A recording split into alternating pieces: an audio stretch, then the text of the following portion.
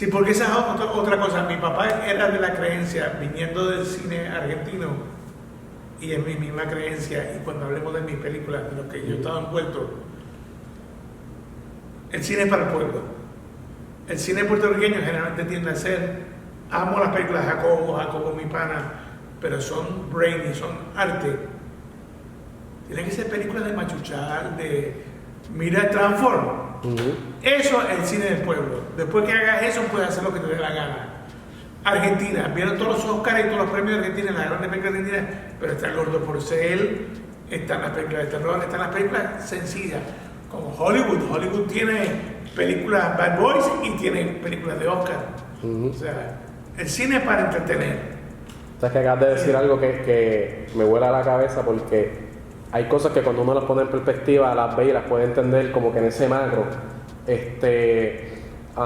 Porque volviendo a la época de tu papá, antes de Correacoto, el cine, entiendo yo, ¿verdad? Mayormente pues estaba Ayer Amargo, Maruja, eran dramones. Estas películas, como tú dices, que a lo mejor tenían, esta palabra va a ser quizás pretensiones de arte, unas pretensiones más allá, retratan a Puerto Rico porque retratan a Puerto Rico, pero no se quita. Y ahora, volviendo acá, Jacobo, por ejemplo, que igual es un maestro, sus películas son excelentes, retratan a Puerto Rico porque retratan a Puerto Rico, y Transform ahora mismo, que sería el del pueblo. Y, por ejemplo, en el cine de Jacobo, ¿verdad? Porque cada cineasta tiene su estilo, su experiencia, eso es válido. Pero, por ejemplo, en el cine de Jacobo sería válido decir, yo que las he visto todas, el dominicano no existe en el cine de Jacobo Morales. No existe el dominicano, no hay personajes dominicanos, ¿ok? Retrata mucho la clase media alta o la clase alta. Creo que no fue hasta Dios los criados, me parece, con Teófilo, que hay un personaje por fin que no es blanquito. Casi en el cine de Jacobo todos son, lo que le pasó a Santiago, todos son blanquitos. Viene Transform y hace los dominiqueños, y el dominicano aparece como personaje en el cine. Pero entonces es válido también, porque quizás uno podría decir, diache, eso no es arte, eso es un vacilón, tú puedes criticar para desprestigiar, pero hay algo bien válido ahí. A veces tú necesitas, o sea, mira, yo no sé cuándo va a ir al aire esto, pero ahora mismo estamos post-huracán.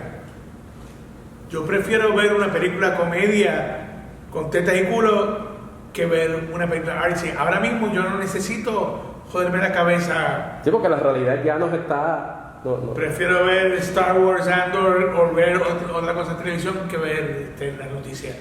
¿Y tu papá pensaba así? ¿Él te lo llegaba a decir? Totalmente. Todas sus películas han sido entertainment.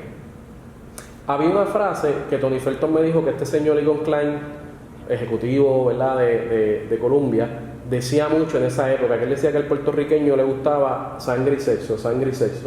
Eso, ¿tú llegaste a escuchar eso? ¿Te acuerdas de eso? ¿Eso era algo que se hablaba en esa época? No lo escuché, pero digo, cuando uno es más joven es más inocente, ¿no? Pero hubo una época que Estados Unidos también, que el cine, el cine francés, italiano, Sofía Loren, o sea, las películas de Fellini, oye, no me jodas, son todas sangre y sexo.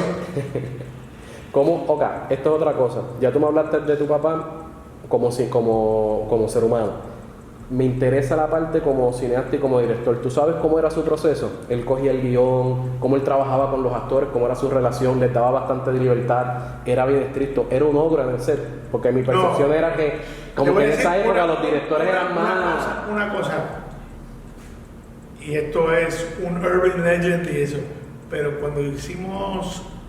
estamos brincando pero para contestarte, una aventura llamada Menudo, más de una vez se eliminó el catering de almuerzo para mi papá cocinar y hacer sus famosos espagueti para el crew y para todo el mundo que estaba en el set.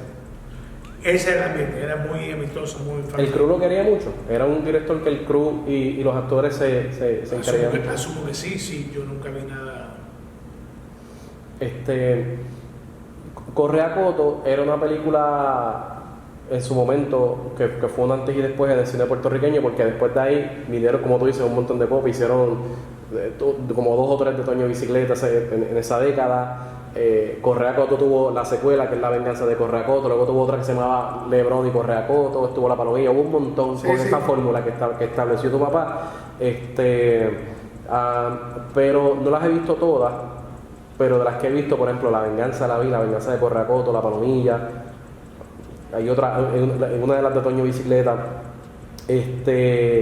siempre me pareció que Correa Coto tiene un sabor bien, no sé cómo explicarlo, las otras las siento más estilizadas, no que esta no fuese estilizada, es que siento que esta era mucho más sucia en el sentido de meternos en el campo y cámara en mano, era como, te explico se ahorita, siente como capturando el momento, como si guerrilla style.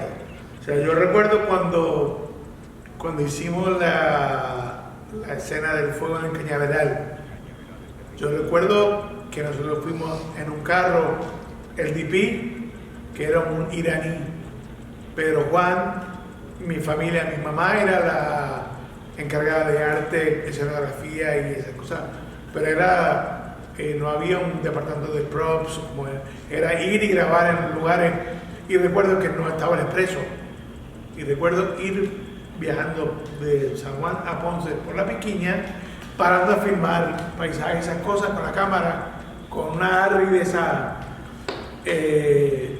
y meterse en el Cañaveral, a prender fuego el Cañaveral con ayuda de la policía, pero no como ahora, no había camiones, no había gripería. Sí, la cuestión que hay ahora, la organización que hay ahora, sí, la se estructura filmó no existía. así, bastante presupuesto protegido y bien guerrilloso. ¿Tienes recuerdos de esa película con los actores o con el crew, cositas, o de alguna de las filmaciones de los días de rodaje que tú te acuerdes que me puedas que se pueda contar? Yo recuerdo que en una de las escenas que Aurelio Castillo y la policía va buscando a Correa Coto a la casa donde supuestamente está la actriz Betty Ortega, y estamos buscando a Correa Coto y ella se destapa la sábana y explota. Y recuerdo que nosotros estábamos todos al borde de la cama y era full front, entonces, y se oye ¡corte! Mi mamá cortando cámara, o sea, sacan a los nenes de aquí, y nos sacaron cagando del set porque éramos chiquitos, ¿no? Así de libre era el ambiente de la filmación. Los actores, ¿cómo reaccionaban? ¿Cómo era Braulio? ¿Verdad? No sé, digo, he escuchado y llegué a conocer a Braulio. Recuerda que tenía 8 o 9 años, o sea, yo compartí con Braulio mucho después y tenía muchos lindos recuerdos, pero no recuerdo yo personalmente. De esa época. Igual Betty Ortega, ¿no recuerdan mucho de No ella? No recuerdo. Me acuerdo más de Luis Arroyo porque el Correcoto, Luis Arroyo, venía a hacer una gran película en Hollywood, Sérpico con Al Pacino. Y entonces, era un actor de Sérpico. O sea, que ahora actores vienen all the time, o sea, pero era como traer a... Sí, pero en ese entonces. ¿Y fue bien cool? ¿Los recuerdas accesibles? ¿O era alguien que estaba...? Yo, como te digo, yo era chamaquito. Sí. Ok. De Correa Coto, lo próximo que tengo de Orestes sería la etapa de Menudo, pero No, ¿qué hay pasó? una película en el medio. ¿En el medio cuál es? Se llama, una película que él produjo y se llama Mami, Buscando a mi madre. Era una historia inspirada en una novela, Los Apalaches de los Andes. Era un niño puertorriqueño que vive con su padre aquí. El padre era don David Ortiz. Y jugando dominó, lo matan. El nene queda solo y se entera que su mamá está en Nueva York, de prostituta, o vive en Nueva York. Entonces él va de polizón en un barco tratando de llegar a Nueva York, un road movie buscando a su madre. Se encuentra con personajes y aventuras. El protagonista era un niño que estaba pegado, se llamaba Rubén Figueroa, que había hecho una película similar que se llamaba Papi con Alan Arkin. Papi era una película de un cubano, era un boricua en Miami que lleva a los niños a alta mar y los deja en un brayola para que lleguen, para que crean que son cubanos y los rescaten. Pero era un boricua que quería que sus hijos vivieran bien, que los adoptaran. O sea, pero una película americana, es muy linda, búsquenla, Papi. ¿Y Mami, era boricua esa película? Era boricua, sí. Boricua, mi papá y vivíamos en Argentina todavía, la filmó aquí, pero sí, todo el elenco era... ¿Te acuerdas quién era el productor o...? No, mi papá. ¿Tu papá todo lo produjo? Todo. ¿Él hizo el guión también? ¿Tu papá escribía? Escribió el guión. De hecho, el asistente de dirección de esa película, que uno le dice productor, no es que puso chavo, pero que trabajó con él y que era un compañero argentino que después se mudó aquí y produjo películas aquí, Juan Carlos Codazzi, que hizo Tango Bar con Raúl Juliá, a él lo trajo mi papá.